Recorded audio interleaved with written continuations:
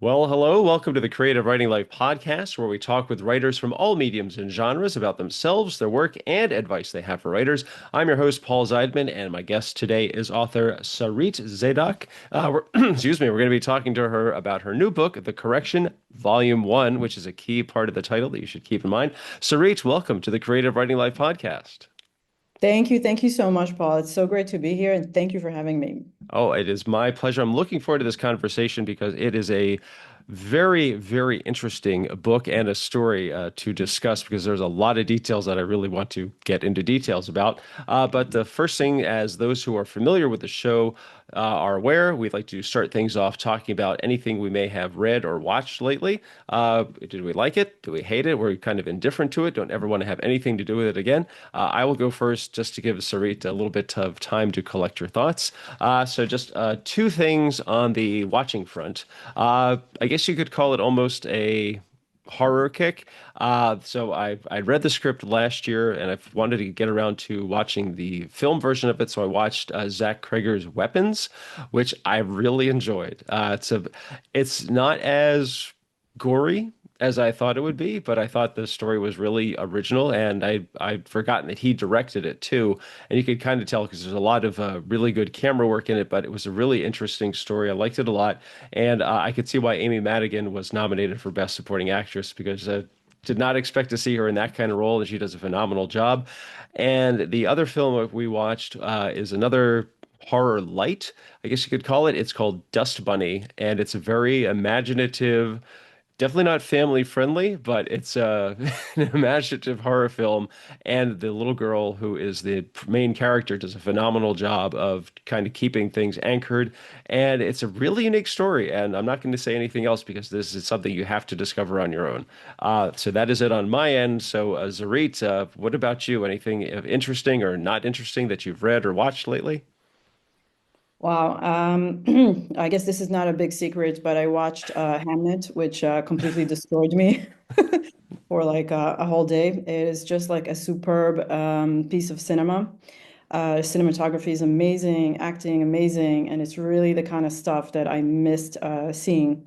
So it's based on an IP, but I think the director, Chloe Zhao, she just did like an amazing job in bringing these characters to life and her interpretation. And it's really very interesting theme of how to deal with grief and how art helps us with grief. Hmm. So that was like amazing for me. And then another small thing is like, can't help it, but I'm a big fan of A Night of the Seven Kingdoms.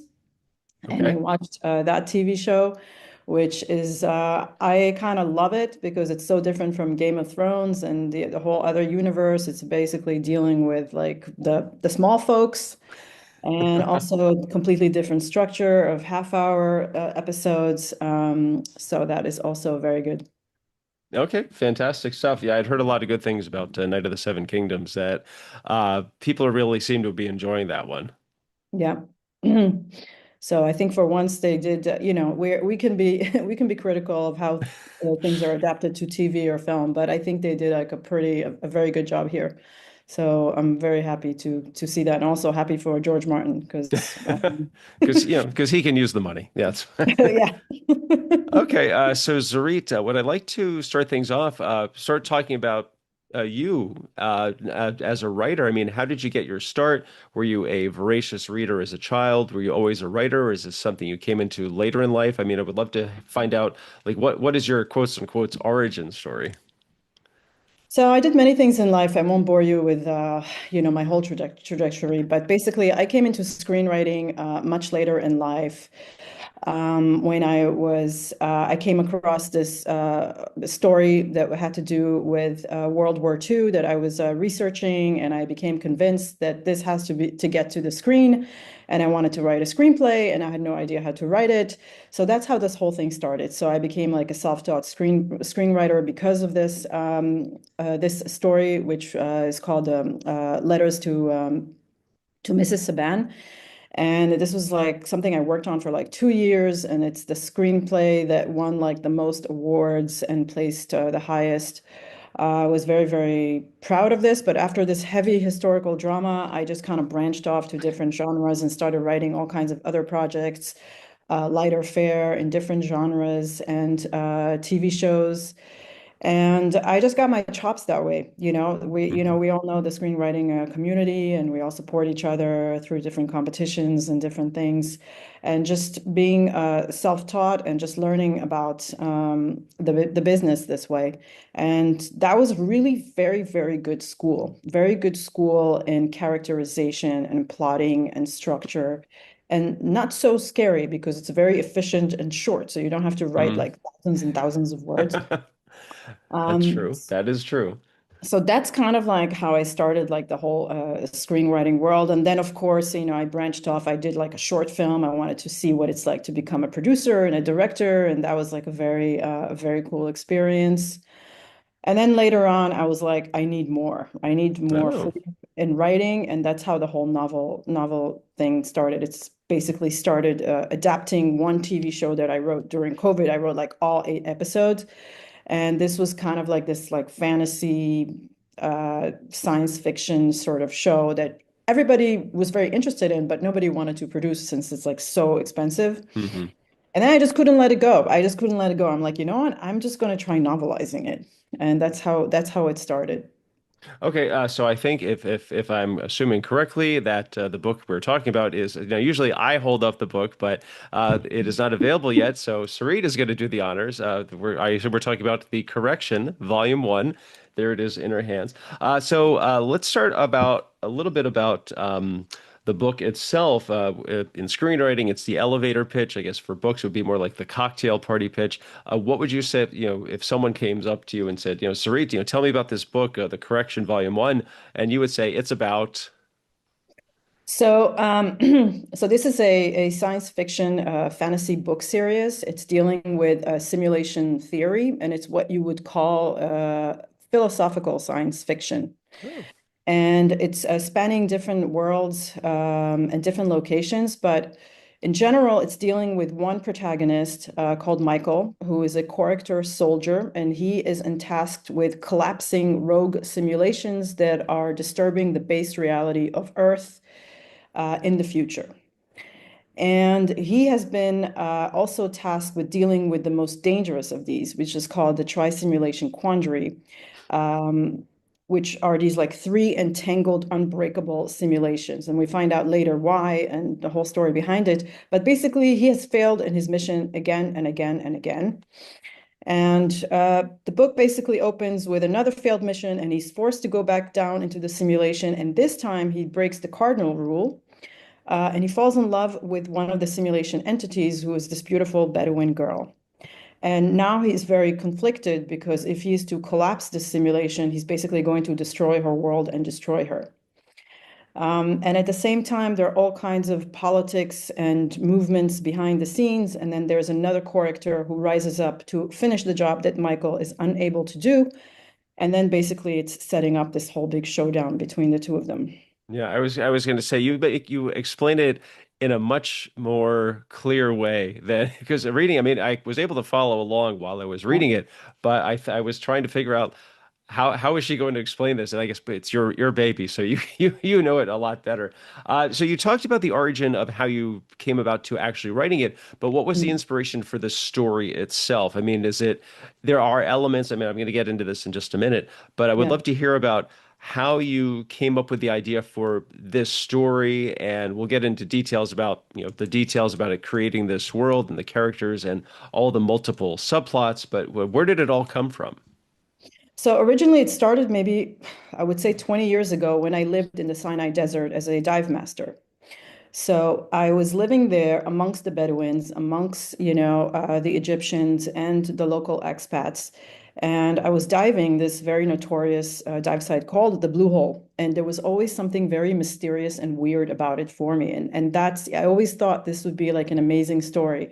So the TV series was not really this book at all. It started as this story about a bunch of dive junkies doing this diving and finding a big mystery. And then through the novelization process, and this is what's so great about it, I novelized the first chapter, and then I was just like I felt really bored with it. And I'm like, well, if Hmm. I'm bored with it, then something is wrong with this story.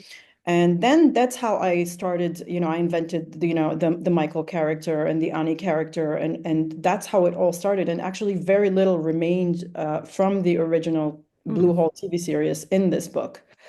And the correction itself, I suppose it comes from Jewish mysticism, the idea of the tikkun olam, or the correction, and it's sort of like, I don't want to say it's like a symbol or a metaphor, but you can't help but look at what's going on in the world today and how everything seems just upside down and broken. So it's kind of like metaphor for the correction of the world, if you will.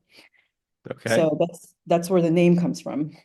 Okay, got it. Yeah, I was going to say I'm glad when you started describing it that you said it was science fiction. Then I love philosophical science fiction. I think that's great. But I was trying to create a list of like all the genres that are in play here. Of course, science fiction. Then I got historical, supernatural, time travel, some thriller, also a little bit of geopolitical, and also of course fiction. But what I was really amazed is that you deftly are able to like weave all of these different genres into the story, and nothing feels jarring, nothing kind of like, didn't see that coming type of thing. And I just thought that it must have taken a lot of effort. I mean, overall, because you're dealing, I think I referred to this earlier, multiple storylines and a ton of subplots. So how did you keep track of them all? I mean, you have your, as you said, you have your main character, Michael. Did you just focus on him and focus and concentrate on his storyline, or did you think, okay, here's this one, and then you just kind of think of like, oh, this could be another one, and this could be another one, and then just start, was it like a lot of piecemeal putting it together, or was it kind of almost linear, like here's Michael's storyline, and here's this one character, and here's theirs, and this, and there's a character that person knows, and it leads on to that, and so on and so on. It's so true what you're saying, that this is a very much a blending of genres, Hmm. and it's what I love to do, and it's what we love to do as filmmakers and TV writers, and I think that that's where it's coming from, and from, all the great writers that I read over the years who do this so amazingly. It's definitely a mind fuck, I mean, for lack of a better word. And I start like with the main storyline, but it's a lot of like layering. So you have like your first draft. I must have worked on this book for like 2 years. You have like your first draft, and then you're like, okay, well, let's think about what's happening on Earth at the time. And then you build that world, or you start to build it and you're like, something is missing. And then you just keep like adding layers and deepening characters and storylines. And what's this person's backstory? And what's this person's Hmm. backstory? It's very much like a Canterbury Tale sort of structure, with different characters and their backgrounds. So sometimes, there'll be a chapter that's very character centric. Maybe I'm influenced by the TV show Lost. So it's like character centric chapters. And it's a lot of layering. And the science fiction part, I really had to think about it. And then there's some chapters that are very much like hard science fiction. Hmm. And that's not really my forte, but I forced myself to go and to research and to, quantum physics and how this would work and how that would work. How would a simulation of a world like work? And it's layering on top of layering. So what you actually see there, like I think they're like two chapters that I like wrote just a few months ago to, put inside, that had to do with the mechanics of the simulation, because as I read it and I read it and I read it, I'm like, something is missing here. It's the mechanics to make people Hmm. understand how devastating that is, to, show, don't tell. Sure, So sure. it's a lot of layering, and how I keep it all on track. I have no idea. I don't have an outline or anything. It's just it's really complicated. Okay, well, you raised two great points that I wanted to ask you about. Actually, I'm going to go to the second one first, as you just referred to. As you said, there's a lot of detail regarding the plot that is adjacent. Like as you said, there's diving gear and terminology, relevant geography, scientific information. I mean, you kind of touched on this. Like, how extensive was your research? I guess it also raises the question: did you want to let me see if I can put this better. Did you put the detail into the story and then realize, oh, I need to find out more about this? Or did you kind of like while you were plotting out, figure, okay, I need to find out about this and this and this?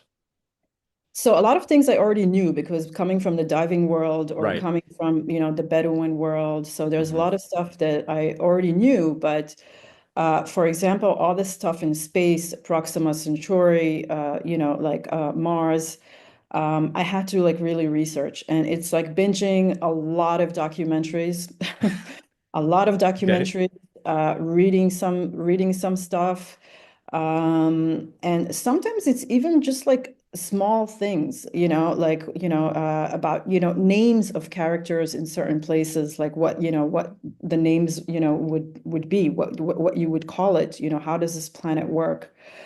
And it's a lot of really, detailed stuff to give it the authenticity without bogging down the reader in all of the, mechanics of things. Right. I wanted to ask you that. So, I mean, when did you know, like, when to limit yourself, or were there things that you wanted to include, but you didn't have to, or you didn't need to because what you had was enough for the reader to understand what was going on, or this is the information they need to, yeah, get a better grasp of what's going on?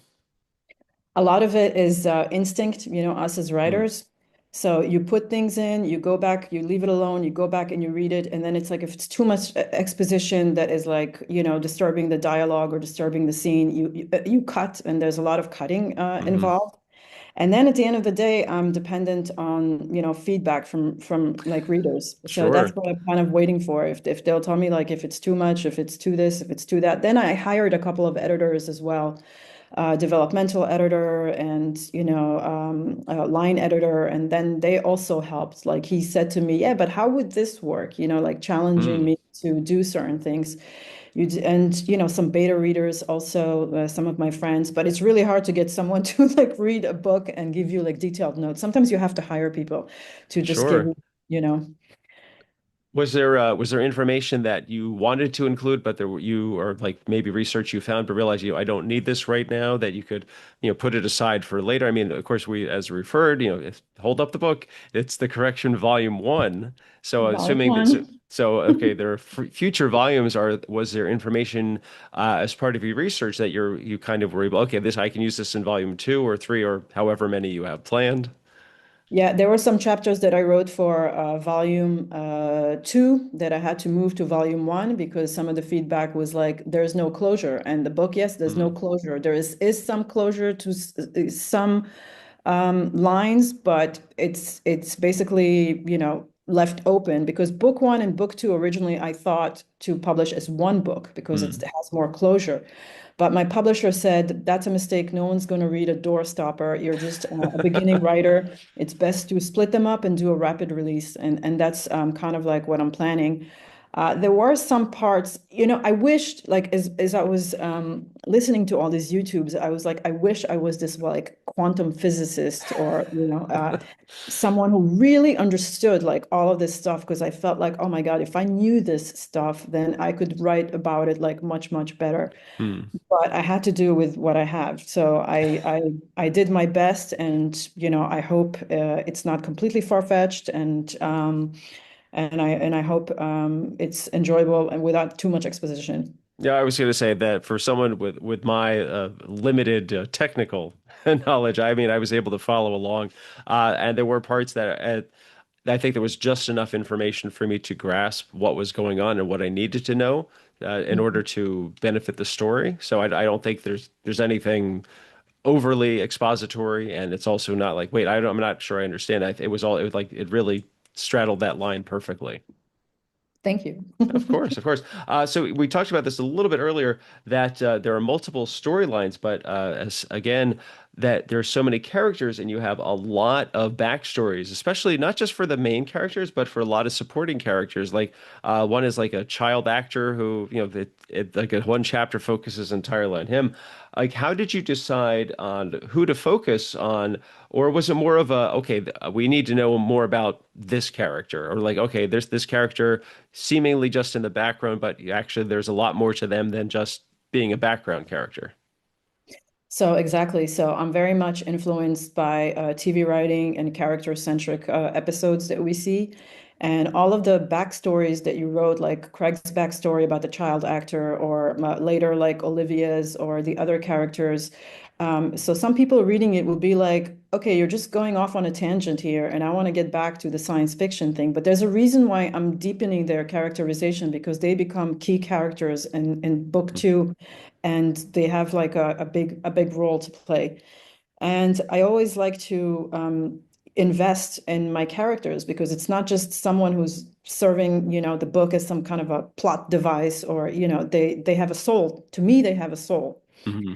And these characters, I developed them originally in the script, so and built them as character-centric episodes.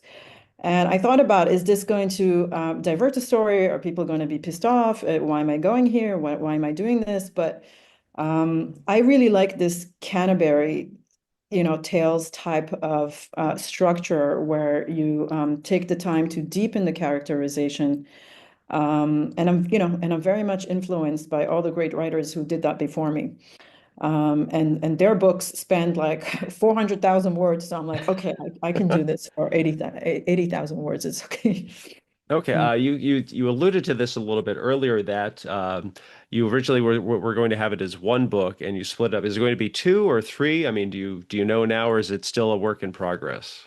No, no, I know exactly. It's going to be 5 books. So Five this is, books. Wow. yeah. Okay. So this is book one. There's a pipeline. So book two is finished and the cover is being designed and it's already edited and it's ready to go. I'm going to release it in the beginning of the summer, and that book is called The 12 Coins. So it's exactly it picks up exactly where this Hmm. this left.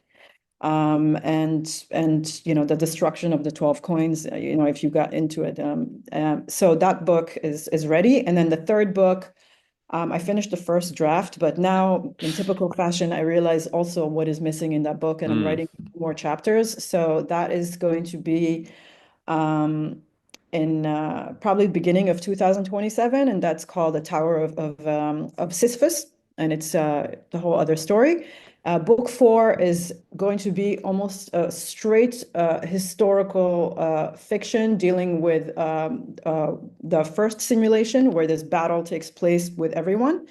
And this is called Judea Capta, and it's kind of like a historical fantasy of the siege of Jerusalem in 70 AD. So I've researched, I mean, I read like so many books and I love history. So it's taking this and, kind of like injecting some fantasy science fiction elements into it. And then the last book will close the whole series, and that's called Simulation Guardian, and Hmm. that will be the end of it, I think. I was gonna say you must have this wall that's just covered with note cards, like for covering for each volume, the main storylines type of thing. Really important question. When you started, did you know what the ending was going to be? No, Oh, I wow.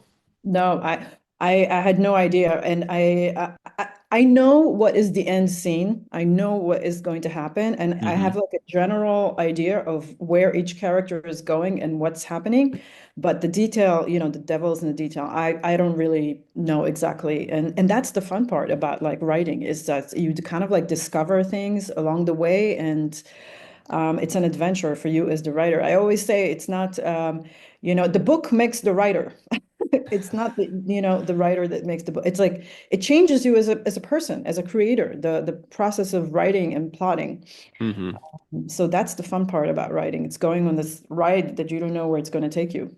I was going to say that I've talked about this with many writers that some are plotters. I outline like crazy before I start on pages of a screenplay, but there are also writers who are like, oh, I just write and see where the characters take me. But it sounds like for if you already have a 5 volume series planned out, that you at least are lean more towards plotter.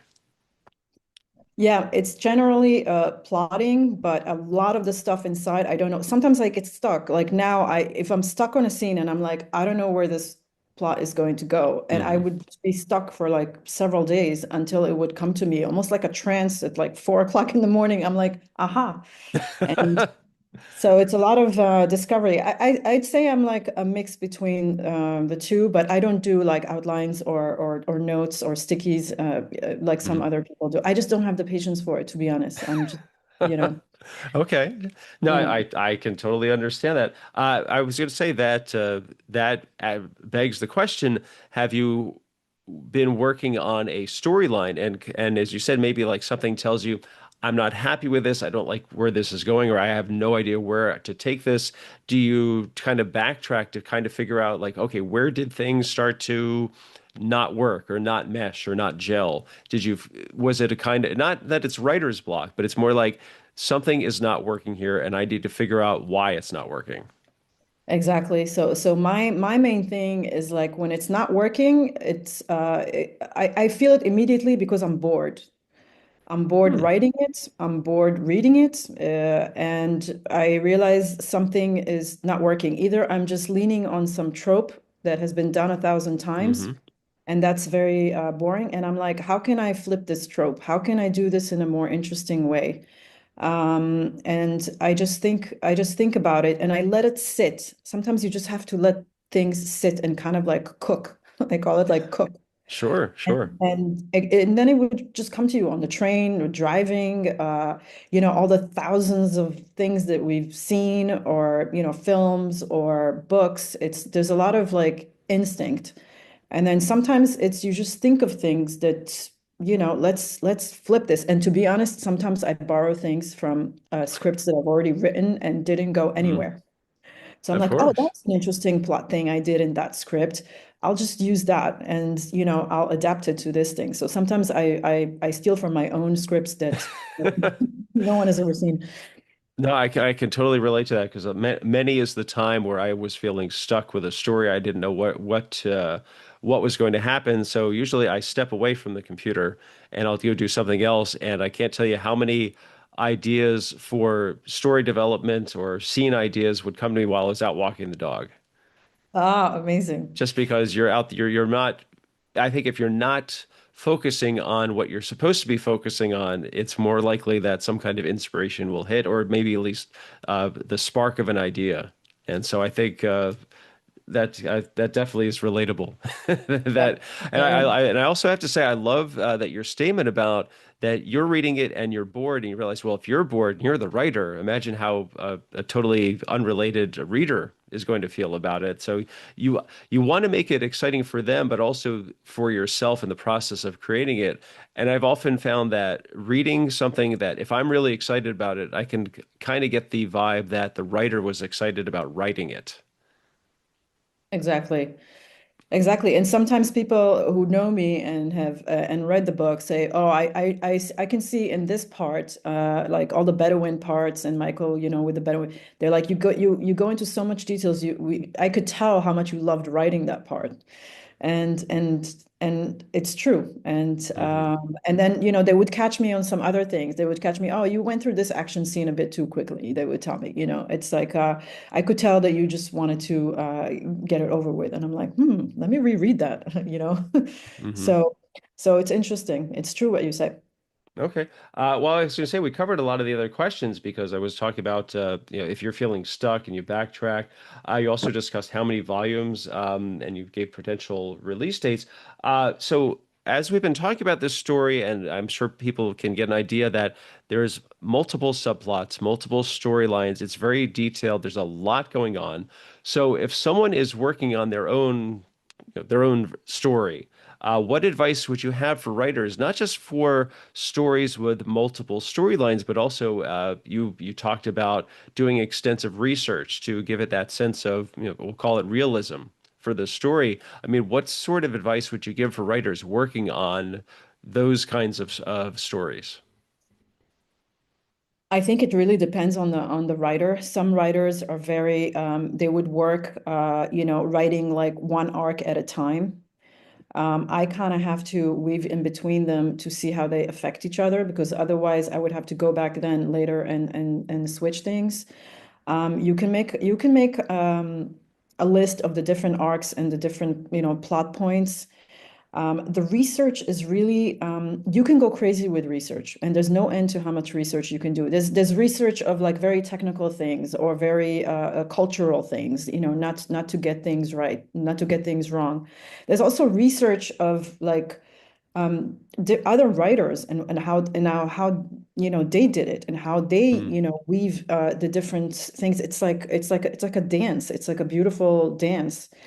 Um, And I think at some point you just have to stop. You have to be like, okay, I've done enough research and now I have to jump and do my thing. And then you can always go back and layer thing. I think that's my main thing is like start writing it. Like, don't be afraid. You can always go back and layer things more and add another layer and add more depth. And now you need, this character to deepen, or maybe it's missing another like side character, or, it's like just start and then you can continue and add the layers onto it. I would also say, I know there are all kinds of like software to help writers with the plotting, with the this, and I tried some of them, but I just find you just waste too much time. Doing like building the characters and building this and building the world, the word.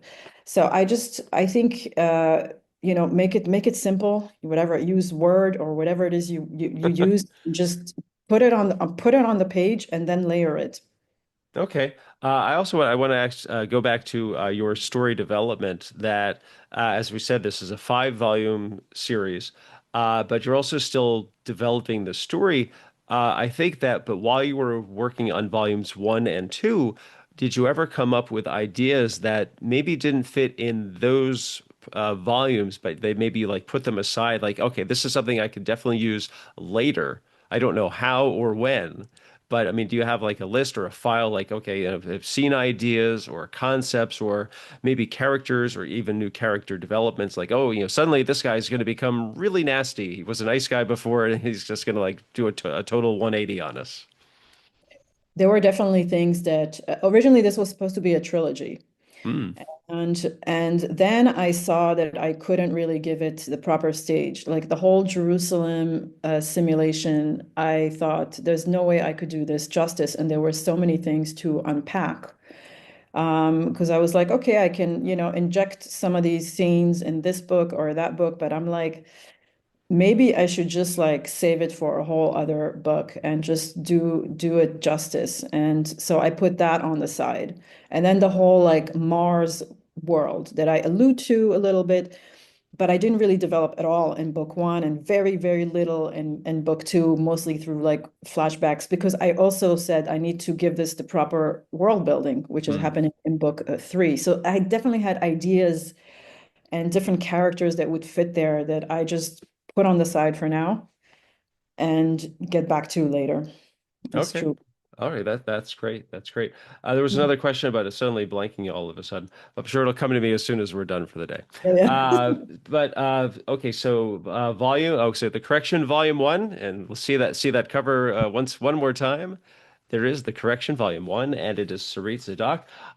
Where can people find out more about you? And also, because the book, volume 1, is not out yet, but it's coming out later this year. So how can Uh, people find out about ordering it or pre-ordering it at least? so book one is already on pre-order. It's on Amazon. And I have my Amazon profile. I have my Goodreads profile. I've also started a website for the correction, which is thecorrection.xyz. So you can find out some more information there and you can read some chapters there. I do need to update it now with the Amazon links. So you can find out about me and what I do in my writing there. You can also find me on Facebook, on X, Twitter. I do have a LinkedIn that I'm honestly I don't really do much with, but it's there, and that's the best way of finding out about the book.